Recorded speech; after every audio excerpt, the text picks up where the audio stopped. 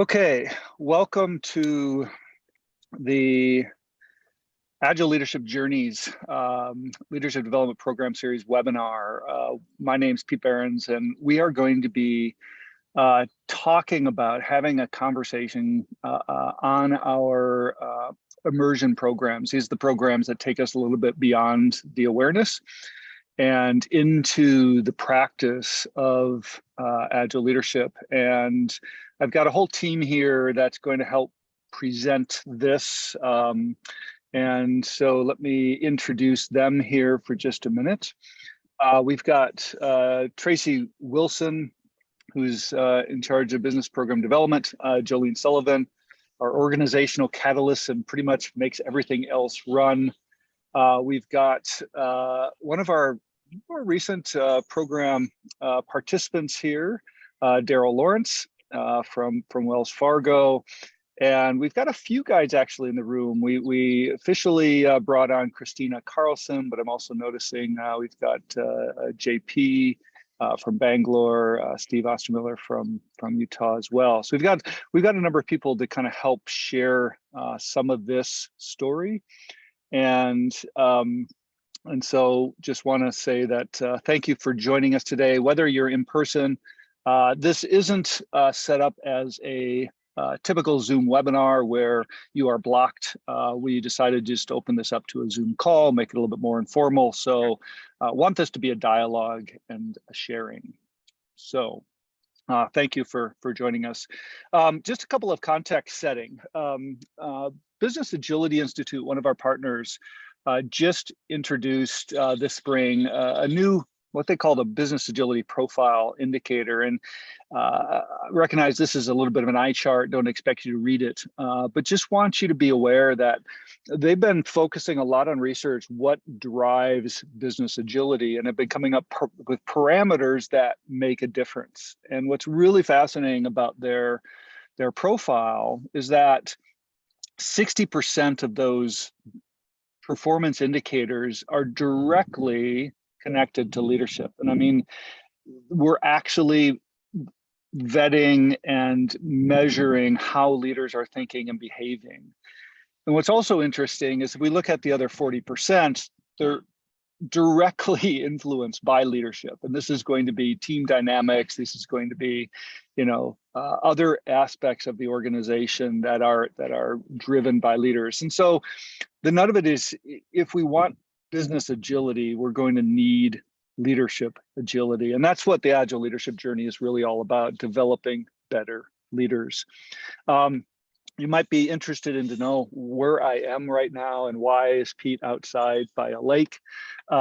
I just happened to find the one place I could get signal service on a little bit of vacation, but didn't want to interrupt this. And so, yes, I'm sitting at a park by a lake near a cabin where I could find some signal. So that's a little bit of my story there. Some of the challenges the Business Agility Institute raised in their recent report, leaders equating status to the number of headcount they have. I think we've all seen this before. What does power mean inside the organization? The next question then becomes, leaders are at different levels of maturity. Some of those with less experience are really drawing down, right? So this is where bad apples can really change and impact a culture negatively. And then finally, leadership development is just not a priority, or it's just not understood as a significant impact. And so what we're here to do is talk a little bit about what is leadership development, how might we think about leadership development from an Agile lens, and share a little bit about what we're doing. But before I go there, maybe I'll open it up to anybody else here would like to share just a context around the connection between business agility and leadership, to open the stage up here a little bit. Any comments on that?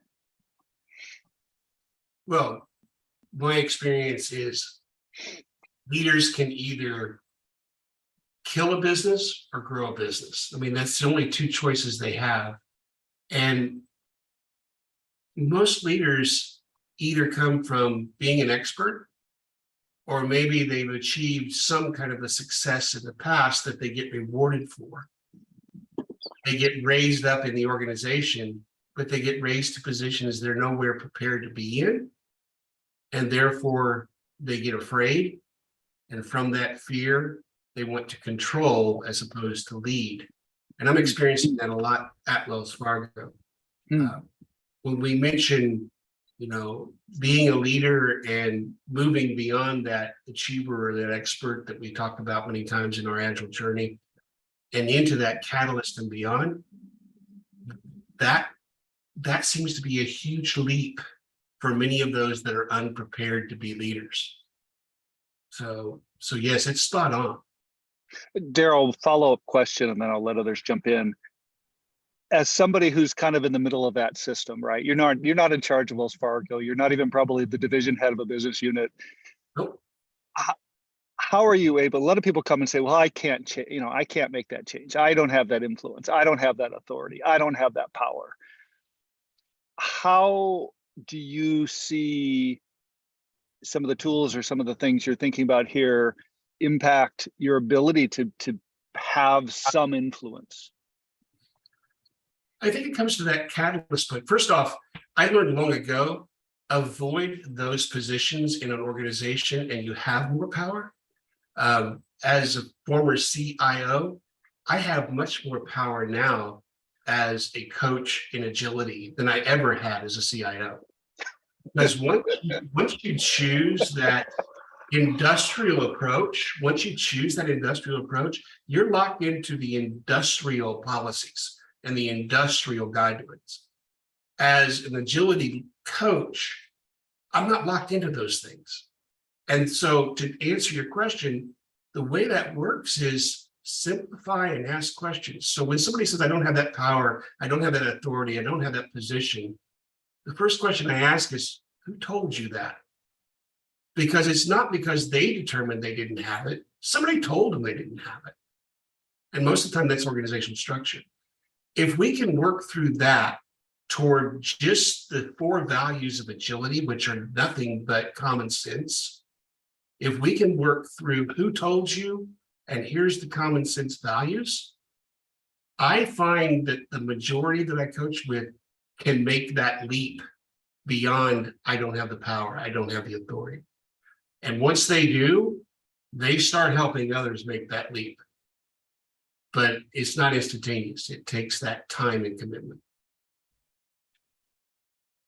There's the comment of the day. Power as an Agile coach is more than CIO. Yeah, someone else is going to jump in.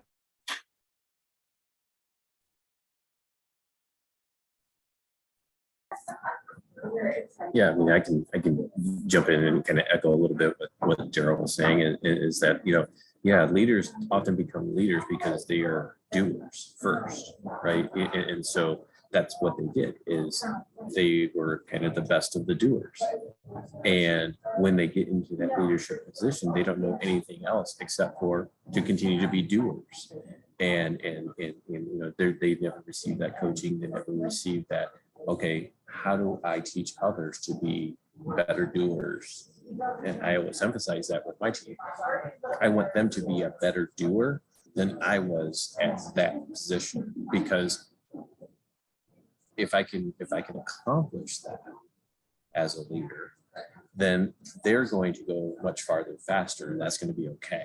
That's the ultimate goal, right? That's how your business grows, is you get individuals who are where you were 10 years ago, but they're much further along. Well, then in 10 years, hopefully they'll be even further along, the company will be even further along.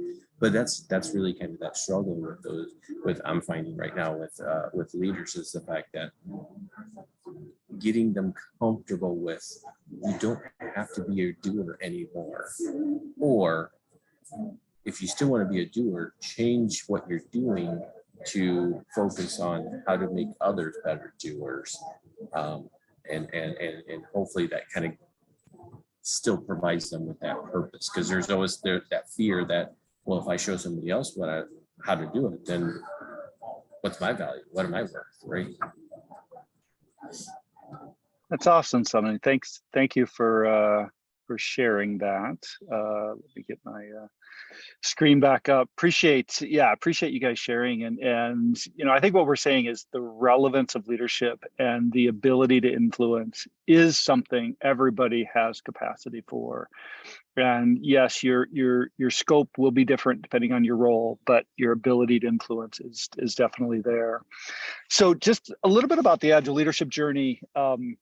We use the Leadership Compass as our guide to helping understand the relationship to your focus as a leader.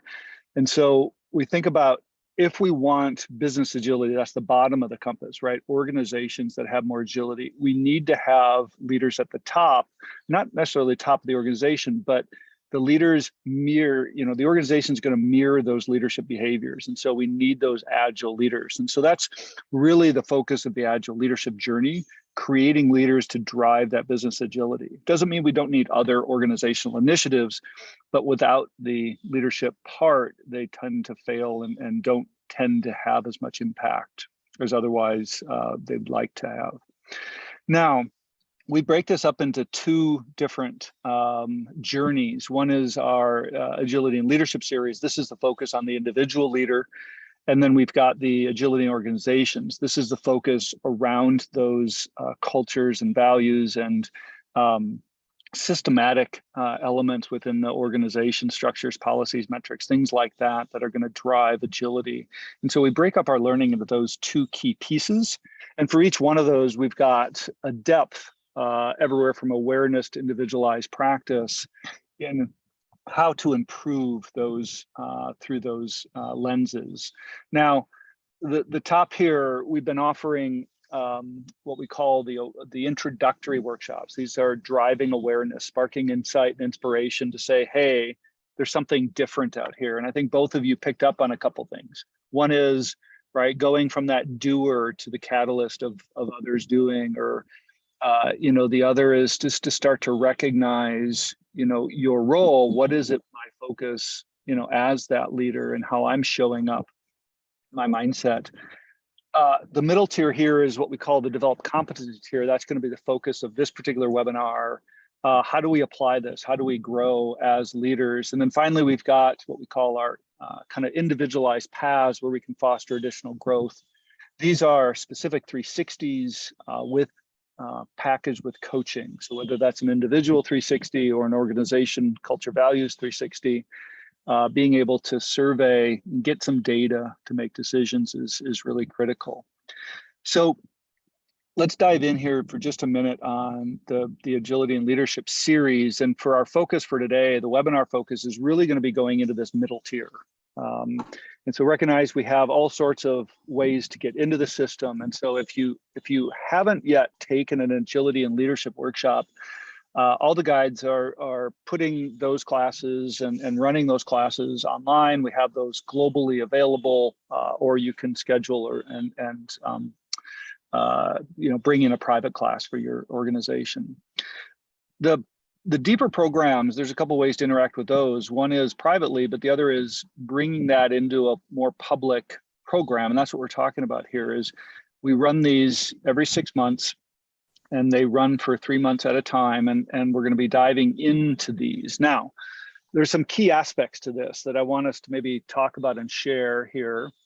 Number one, the focus of all these programs is for leadership growth, right? This is about being more aware, being more reflective and adaptive. This is the leadership agility aspects, and then ultimately being more impactful in complex situations. The second thing is about the global engagement. What we're doing is bringing together leaders from all over the globe. This could be anywhere from Asia to Europe to US and Americas, Canada, even South America now, into a common program. So while you get put into small cohorts, there's an engagement across that is connected with the pricing that fits in your arena. This is a virtual program, so no travel is required. We work at home, we work at the office, but we engage with small cohorts that our guides facilitate. We've got a few of those guides here today who run these cohorts. And this is all run on a kind of a weekly cycle. And so these small cohorts get together every week. connect into the materials. We'll talk a little bit more about the journey there. And then once a month, kind of come together to share a little bit about what's going on more globally. And so all the programs that we're talking about kind of use this engagement model. And I'm going to pause here for some conversation and some thoughts around how this comes across, or kind of how this helps through the learning process. So maybe I'll start with the guides. Christina and JP and Steve, let's start with you. What have you found in terms of interacting with some leaders about how this engagement model's worked in terms of connecting to leaders? I can start. So from my perspective as the facilitator of the groups of leaders, it's always fascinating and delightful and energizing to watch them bring their perspectives to each other in a very short period of time, so hour and a half, and go so deep into like half of an inch of a topic that really allows them to make a shift. So it's a shift in perspective, it's a shift of mindset, it's a shift of, I never thought of that before, or I have to go read like 7 books, not 7, but just because they want to know more. It becomes like a thirst for it, right? And it's always wonderful to have them come back and then see the ripple effects throughout their work and throughout the colleagues that they interact with, and throughout, it's just always that one missing puzzle piece that like I'm almost there and I can see it and I really want to take that next step, and I just can't get the traction and the momentum. And so there always seems to be a coming together of the minds in the group that just helps that with that next right step almost, right? To help get that momentum going. Yeah. And the focus on this is deep versus broad. So our goal is not to spread like, hey, here's 20 different things. It's like, okay, we're going to focus on these 3 or 4 things, but we're going to go deep in them, and we're going to kind of repeat, and we're going to touch on it in different angles. Let's look at it from this way and this way and this way. And that's one of the keys to this is that really repetitive depth that we try to go to. Yeah. Yeah. And it's not led by me, it's led by the people in the room, right? Or the people in the group and what they need in that moment. And so that's what's wonderful about everyone coming together. Yeah, and we'll talk a little bit more about that content here in just a minute. But yeah, thank you. JP, Steve, any other kind of guide perspectives here? I can just add a little bit to what Christina said. So I think in addition to the depth or the intensity or the focus that you both mentioned, I would like to add about the safe environment. What I really felt both as a participant, all guides get to practice what we coach and teach. So I was a participant of this program, plus also a guide for a few other programs. So it creates a very safe environment where we could discuss some of the pragmatic application of what we learn through awareness.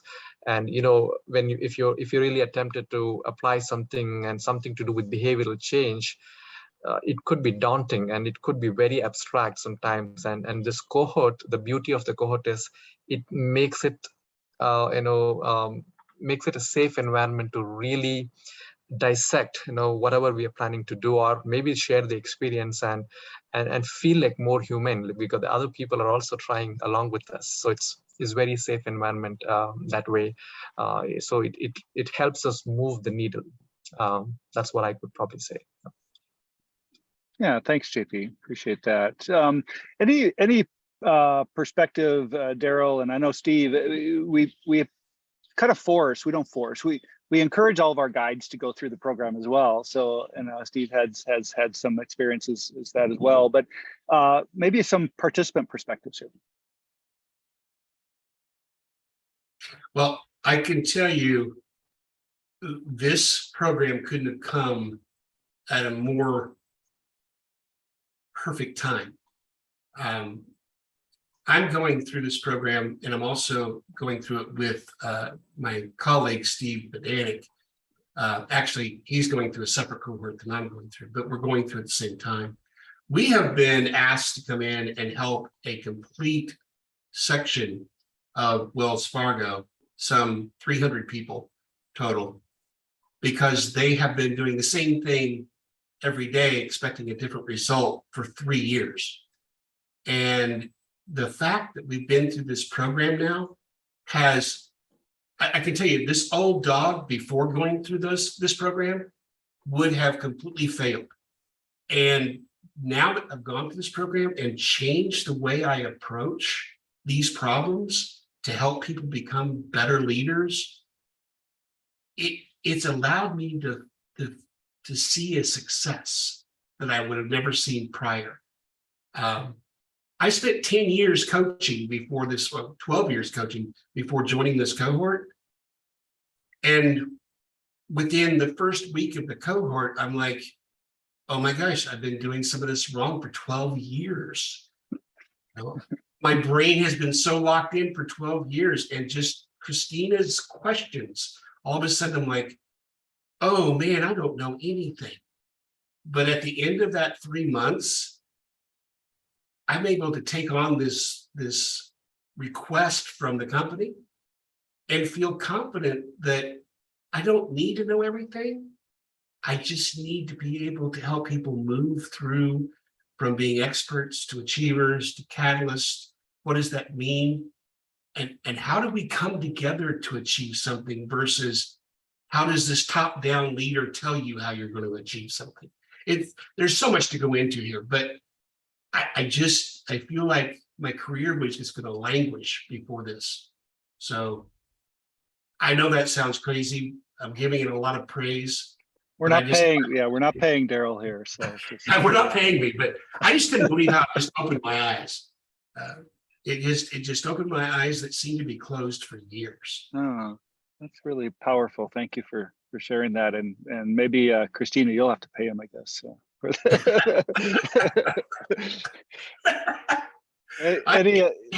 Christina was like, oh no, Daryl's going to tell us something else that's going on in his life. Anybody else like to share kind of a participant perspective here? I think you see that impact that Daryl's talking about because of through that cohort model, just because of it's like you have not just the guide facilitator, but also the 3 or 4 or 5 other participants. You have this built-in accountability, kind of your accountability buddies, but you've got more than one, right? And things you're actually making, you're doing things, you're taking these things and applying them and coming back and learning from each other. And one of the things I love about the global engagement is learning from people in organizations and in cultures that are different. There's so much we can learn from each other. So just as much as the content that we believe in that's being taught is important, what we learn from each other, and knowing that I'm going to show up next week for an hour and a half. What am I going to be ready to share? What am I going from whatever I practiced this week? Then what do I want to learn to take that practice further? So that type of motivation and collaboration is, I think, is a lot of the power that you're hearing about. Yeah, thank you, Steve. Appreciate that. Any questions? Questions or comments on the engagement here?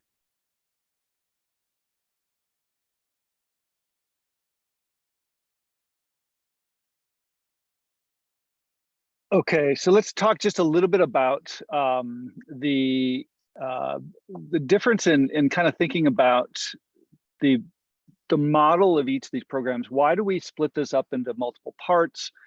What's the advantage, disadvantage of that? It used to be, and I've been teaching, coaching this program, for many years.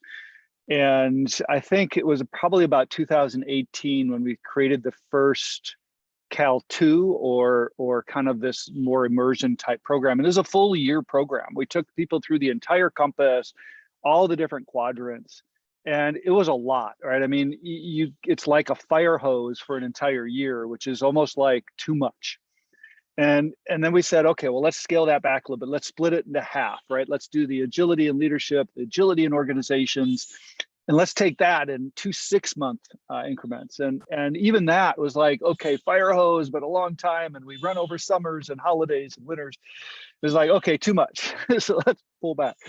So now what we've done is we've really kind of gone into these 3-month rhythms. It's like jump in, fire hose, and let's really get deep in this, and then pull back and reflect, and then jump in again, do this again, and reflect. So what we're really starting to do is break apart the compass, really start to understand each one, and really start to dive in. And so as we think about the top half of the compass, what we're looking at here is growth mindset on the left and catalyst behaviors on the right. Growth mindset's all around that. Who am I as a leader? How do I think? How do I process? What are my default modes of operating internally? What's my focus? All those types of things. And it's really about that internal, as Daryl was talking about, recognizing and trying to open your eyes to something different. Catalyst behaviors, on the other hand, really starts to take those practices. So this is about that external interaction. So now that I've got the internal orientation, how am I coming to the program? Now, how does that show up to others? How does that engage with others? How do I process that with others? And so we're focusing more on the external world in the catalyst behaviors. And while the growth mindset focuses on kind of vertical maturity, the catalyst behaviors is focused a little bit more on that horizontal kind of skill set development that we're doing. And then as we dive into each one of these more specifically, they each have kind of a different focal lens. And so the growth mindset's thinking about things like, okay, what's my time horizon? Am I thinking tactically or strategically? Am I thinking about my team or the organization or the people, the culture, the project, the program, the budget? You know, what is my thinking process? And then how am I starting to apply that in different ways of, you know, we use the Adam Grant's Think Again book to kind of help illustrate those concepts of preaching, politicking, and prosecuting that we often get into behaviorally. And then on the other side, the catalyst behaviors is really starting to zoom in on your presence and power. So how do I show up? How does that impact others in the room? So how does my power style start to relate to others? How do I coach others with their power style? Because we all see them, right? The people who take over the meeting, you know, they become the preacher or prosecutor. We've got that person who just sits back and doesn't engage in the meeting, right? How do I balance the power in the room? How do I engage stakeholders through conflict, through disagreement, through differences, through feedback? How do I run meetings, et cetera? And then finally, what's my focus? What are my focus habits? And, you know, as we talked about, you know, I think Sunny mentioned the do, lead, and the coach. Like, where does my focus come in?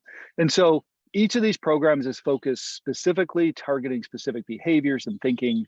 And then as we go a little bit more in depth, that growth mindset dives into the expert achiever catalyst pretty wholeheartedly. And we don't just say, hey, here's the catalyst. We actually take step by step and we say, hey, there's strengths with the expert. There's power in doing, right? There's you know, walking with your team and getting your hands dirty, right? That's powerful, but it's also limiting. And there's power in achiever. There's power in budget. There's power in coordination. There's power in, you know, strategy and alignment, but it can also be manipulative. And so we take kind of like, it's almost like I think of one of those tour buses. Okay, well, let's go visit the expert for a while. Let's play around with the expert. Okay, let's get back on the bus. Let's go to the achiever, you know, play around with that for a little bit, and then get back on the bus. And then let's go into this catalyst. Now, when we go into the catalyst behaviors, now we're solely kind of saying, okay, let's really hone in on the catalyst now and start to fully broaden that, because that's where we start to see the real impact across your effectiveness as a leader, where you really start to let go, you really start to balance those power styles, you really start to build that awareness, that reflection, capacity, coaching, et cetera. And so that gives a little bit of the content here, and I'm going to pause for some dialogue. And so I encourage, maybe we'll start with some participants or some participant questions. Connect to it, share.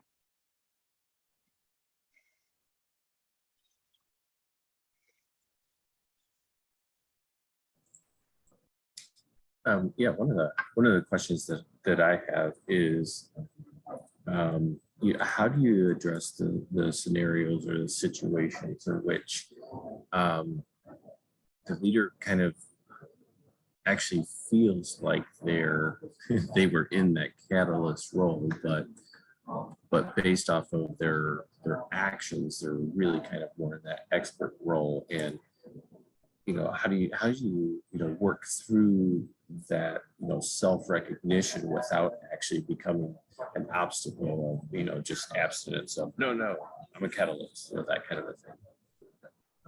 That is a great question, and I'm glad you asked that, Sunny. I think one of the most difficult, challenging situations is when somebody believes there's something else, right? We all have cognitive bias. We all think we're better than we are.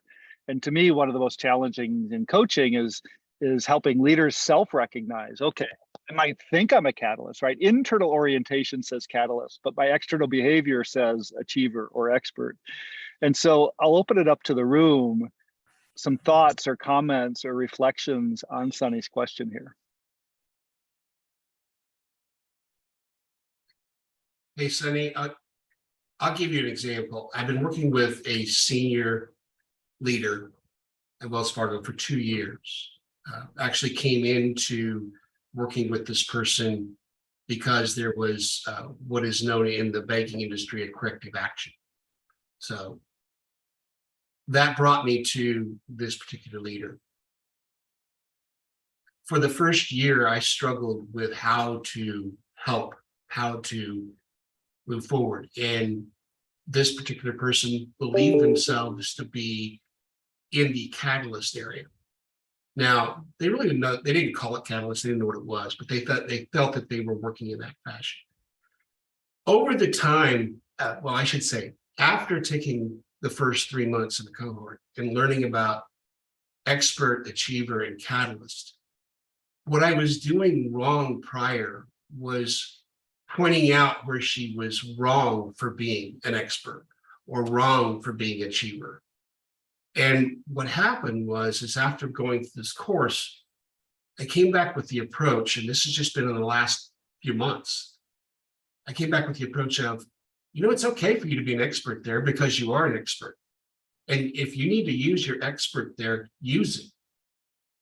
It's okay to be an achiever because you've gotten to where you are as a senior leader because you achieved great things and therefore you were promoted. But then I challenged her and said, but there's something more. Are you interested in that something more? And she said, yes. And I said, so before we go to that something more, let's go back and see all the good things from your expert and all the good things from your achiever. And as we worked through those two pieces, she started acknowledging where she was. Before it was, oh, it's a bad thing for you to be an expert. It's a bad thing for you to be an achiever. It just came with, it's okay. Now, how do we build on that? And I think that's the one thing that I remember a specific question to the cohort that Christina asked. And she asked, I don't remember exactly how she asked it, but it was into the context of, do you understand the value you already have? And that really opened my eyes to going, okay, I do have some value, but I want more. I want more. I want to bring more value. And as I started relaying that to this particular person I was coaching with, her eyes started opening. And we just got through 7 days of 3 hours each day of meetings to prepare for this new department, new area. And just to see the change in her in the last 2 months was just amazing. The inclusiveness, the not afraid to step in to be an expert or achiever, but also not afraid to step back and let the others in the room have a say and an idea, and for her to acknowledge, I hadn't thought about that. What if we took that challenge? So it's a awesome journey. Story. Yeah, It's a journey. Awesome story. Thank you for Because it just sharing. happened. Yeah. Other comments on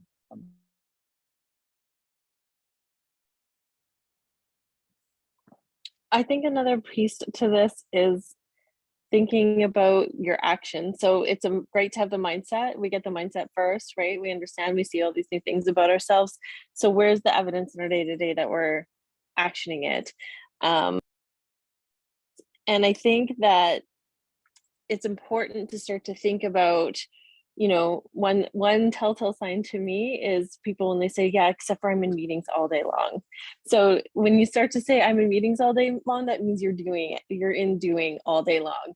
And so it's not that you're not a catalyst, or have that mindset, but you're not actioning it, right? You're not giving the proportion of your day is a little bit not aligned to where you'd like to go. So then how do we start to shift that balance so that you empower others and have other people taking over these meetings or creating the agendas or self-organizing around certain smaller pieces of work so that you can be more in strategic thinking and you can be in more of that, you know, creating the culture mindset and working on the business, what I call, in that space too. And so it's really about reflecting on, okay, so yes, you're there, but what proportion of your time are you spending there? And is it what you want? And how do you start to shift that balance to match and mirror that mindset that you have? Great observation, Christina. Thank you. Any other comments around that expert achiever catalyst, kind of zooming in? And I think, you know, Daryl, you mentioned it really well, finding the strengths in each one. And agility isn't about being catalyst. It's about being aware and situationally adapting and knowing which strength to pull on. So I loved how you highlighted that.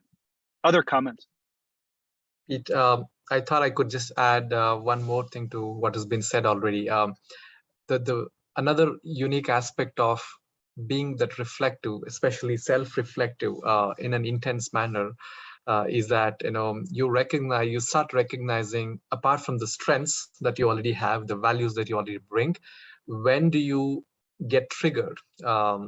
Maybe due to circumstances or the pressure. In my own situation, I could see that I was trying to become too much assertive in a particular situation with a lot of good intent. And most of us do that. We have the good intent for what we're trying to bring in, but we get sucked into the situation. And that gets revealed here. And you have a choice. And with choice comes freedom. You can choose to act differently. And that's something that has really helped me in these kind of things. Awesome, JP, thank you. Any other comments or questions here on kind of content focus, or go back to the engagement piece? Any questions getting sparked here?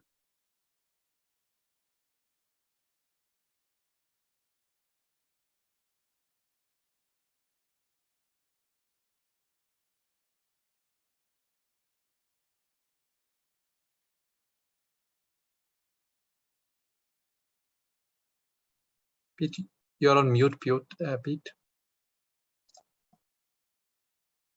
We can't hear you. Yeah, sorry about that. I forgot. Now I just pushed. Yeah, so, okay. So that's a little bit about the focus, right? Each one of these focuses is a little bit different. There is some repetition, but that's, again, purposeful. We look at it from different lenses. One's the lens of expert achiever catalyst and how do we move through and what is the thinking. And we start connecting that behaviors, then we get into different types of behaviors and catalyst behaviors. We have a number of tools. We have a Slack workspace, people join and across all the cohorts, and we share learning going on there.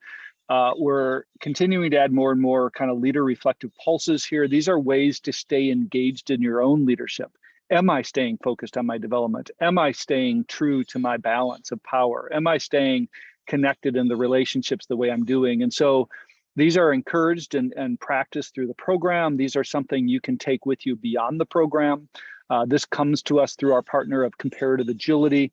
They have a new beta platform called Personal Improvement. So if you're familiar with Comparative Agility on the organizational survey side, this is more of the personal improvement side.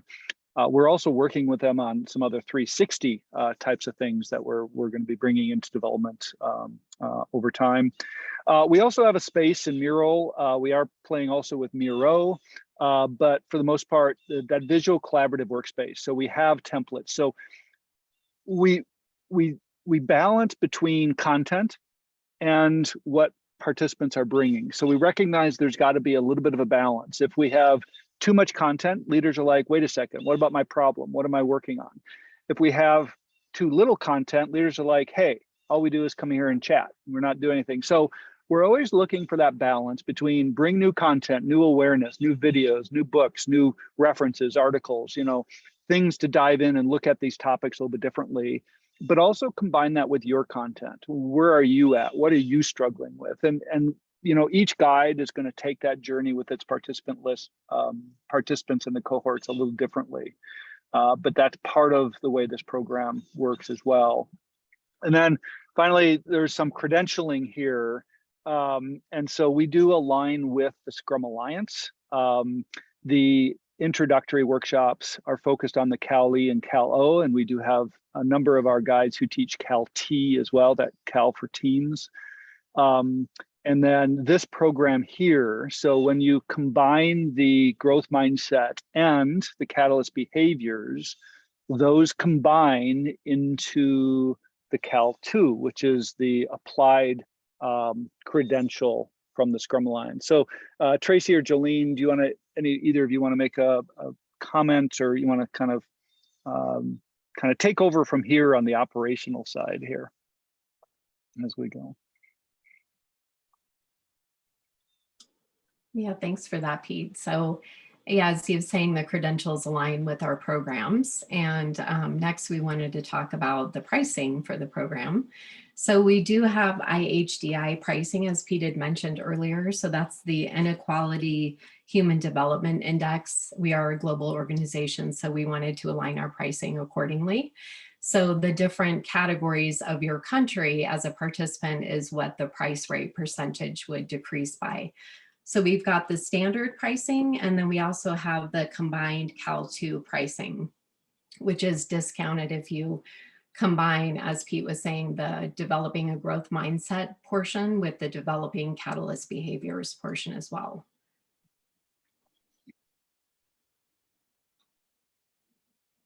And so what one of the things we're doing here is, once you become kind of part of our ecosystem, you don't leave our ecosystem. So what's interesting is we have participants who were with us in 2019, 2020. They stay in our Slack community beyond that. And so once you start to join some of these immersion programs, the environment stays with you. The specific programs can come and go, and there's other additional opportunities as well. And so any questions on certification or pricing here? And you can go to the website, agileleadershipjourney.com, for the program registration link. And there's lots of ways. Do you want to mention as far as billing and stuff, Jolene? Yes, you can pay via credit card, or we can invoice as well for bank transfer. Yeah, so if there's a client or your company needs to pay or whatever that might be, you can do that. And then Tracy, do you want to talk a little bit about the schedule coming up here? Sure. So the programs, these applied agility programs that we've been talking about, start in the fall and in the spring. So we're registering right now for 2 programs, the Developing Growth Mindset and Developing Catalyst Behaviors. As people register, we're forming cohorts. So as you register, we will send a link to you, and you'll be able to fill out a form that says, here's the cohorts available. These are the ones that work for me. So we try to align as best we can with guide availability and participant schedules. And then the programs will kick off, the global programs will kick off on this term in September on the 8th. So that'll be both programs. The global sessions will be together, combined, and it's open to, as Pete said, both past participants and current participants for some of these global sessions. And then the programs run for 12 weeks. And during that time, the sessions with your cohort will be once a week. It's a 90-minute session. That's not the extent of the work. So one of the things that we want to make sure people understand is that the practice comes in between those sessions. If you just come to the sessions themselves, you will not get the value out of this program. So do plan to commit to the work, and others can share on that as well, about the effort and accountability for the program. Programs wrap up approximately December 9th. Sometimes it will depend on the individual cohort and when you all are meeting. So, but generally it runs 12 weeks. Yeah, thanks, Tracy. And so just a couple of comments here. I know last year, Wells Fargo, Daryl, your company kind of came and said, hey, we got about 4 leaders we'd like to take through a program, Cal 2-like program. And I offered them a choice. I said, well, we could do that privately. We could run you as a cohort, as an internal. I said, another option might be to come to the public program and bring multiple leaders into the public program. Maybe we'll split you across some of the cohorts. And so I'm curious, Daryl, on your experience with that, of mixing with other leaders from other companies. And maybe you don't have the alternate experience of doing a cohort internally, but just some thoughts on how you felt about that and how that's impacted your experience. I think the public was the best approach. And the reason I say that is with Wells Fargo, there is a huge, insurmountable almost culture that has been built within Wells Fargo for 20 plus years. If it would have been internal, I believe it would have been completely driven by that culture, or as I would say, completely held back by that culture. Having that public where you could hear from other people in other cultures that they're dealing with absolutely made it so much better for me personally. Now, I have also talked to my counterparts and they agree. They believe that to the point that we're telling others about this course, about these programs, and we're suggesting that they join the public so they can get that influence from outside the Wells Fargo culture. Yep. Yeah, and we do offer both, and I know Christina, JP, you guys have been involved with some of our internal private cohorts as well. There's definitely pros and cons, right? Internally, you can start to deal with that culture, and you can start to work on specifically. I know some of the internal leaders, they've sat in the same meetings, and in the back channel of Slack or Zoom chat, they'll be talking about some of the concepts we're teaching, helping each other present better and focus during a meeting, right? So there are some benefits to that side, but at the same time, I think Daryl's represented really good, like bringing in those different experiences, different cultures, different backgrounds, different perspectives is really powerful in this public program.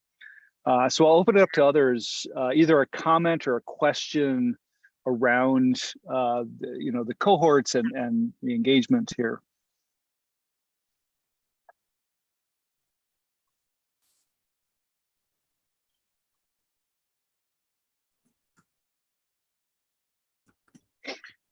Go ahead.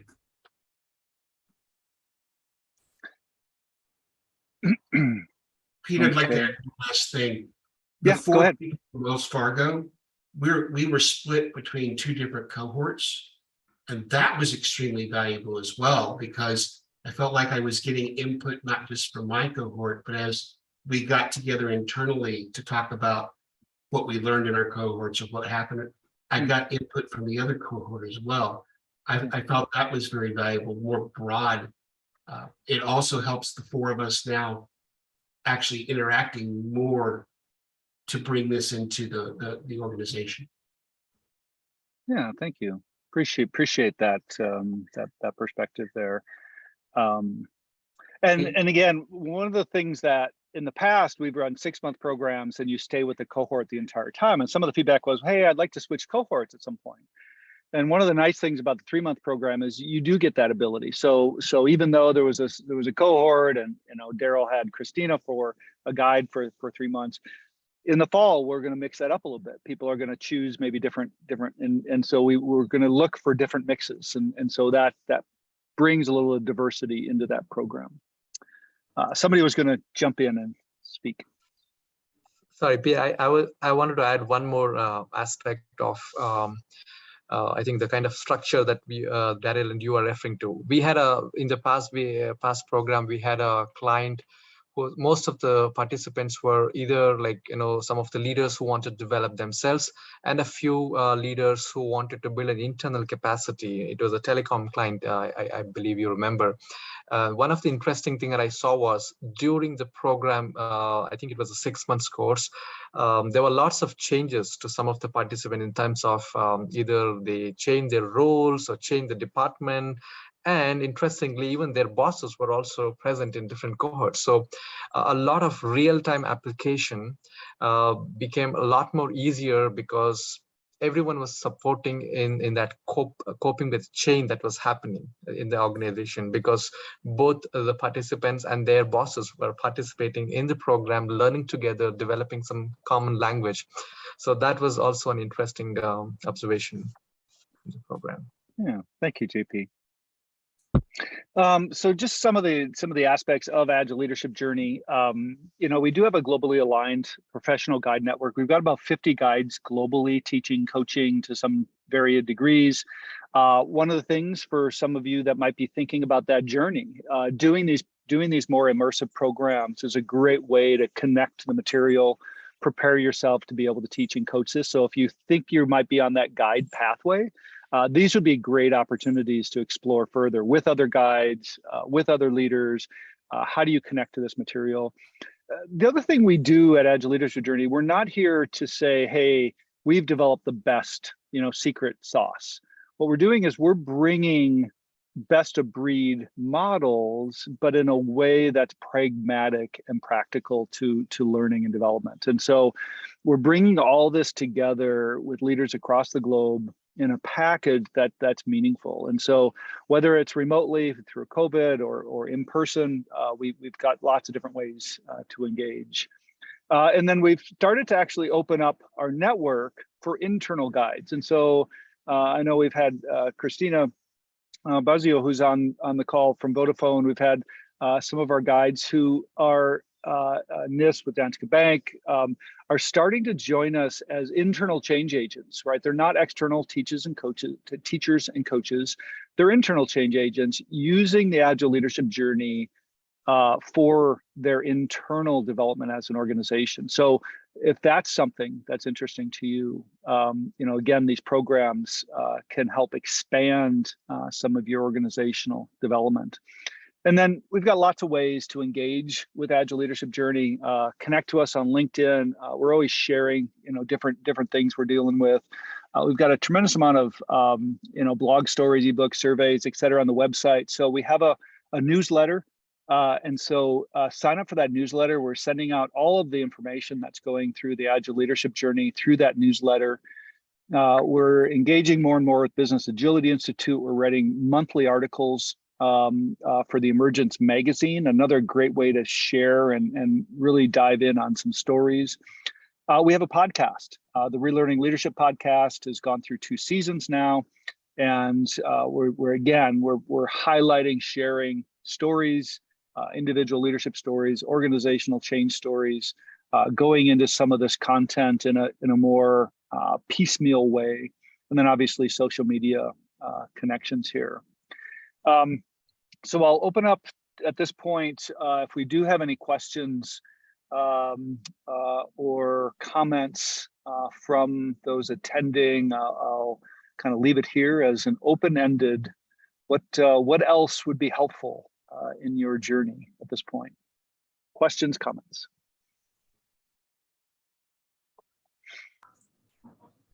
Yeah, Peter, if I could just say, thanks to you and those out there today.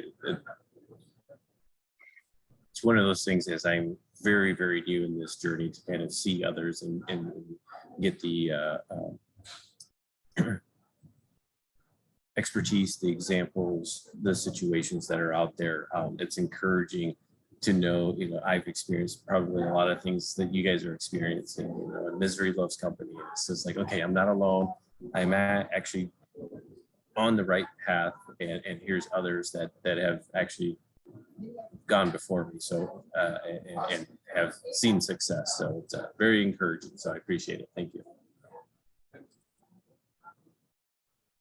I would like to share my experience as an internal trainer in the internal organization. And so there are really pros and cons. So the beauty of being internal is that I speak the same language. I can really come with very concrete examples that are coming from the company I'm part of. And this is a great value. The main con that I see being internal and quite often having people in the cohort that I know personally quite well, it might happen that I'm taken a bit less seriously, but not because I'm not considered, but just because it's easier to say, oops, I couldn't do the homework. Oops, sorry, I'm late. Oops, it will be, sorry, I can't make this time. And I'm sure that if Pete is a trainer, this would happen less. And so this is something that I can see as a pattern. Other than that, probably yes, a mixture could be good. So having the possibility to rotate a bit, but also because I would be extremely curious to see another class run by someone else, because my perception is that having a canvas on how to run a class, I'm sure that at the end of the day, we have 10, 12 completely different classes that we are running. And so definitely there would be a great value for each of us, maybe to attend the same class, the same module with different trainers. And that's my personal comment as an internal. Yep. I think that combination is really key. And I was on mute, but Sunny, thank you for sharing your perspective. And I hope to see you and some of your colleagues in our program here this fall. So always great to have you. Any other leaders here who would like to maybe share a question or final comments before we close out our webinar for today? I can just share that I think it's really important when you're approaching into this type of class, because it is a commitment, that it's not about necessarily unlearning or what have I been doing wrong and kind of having those conversations with yourself, but more of how am I going from like good to amazing, right? And it's really like leveraging off of where you've already come from and using your your wisdom and knowledge for the rest of the participants as well. So I really want to end on reinforcing that it's not about, oh no, I've been walking down the wrong path, because that's not our approach. And I don't think that's the environment, like JP was talking about, a safe environment. I don't think that's the environment that we're creating in our groups, regardless of if we're doing it a little bit different. Well, on that note, I'm here to create good, and Christina's here to create awesome. So join her cohort to be awesome. Thank you all for joining and sharing. We will make this recording available on our website and through your email. So thank you. Thank you, Pete. Thanks Thanks everyone. Bye. Thank you, everybody.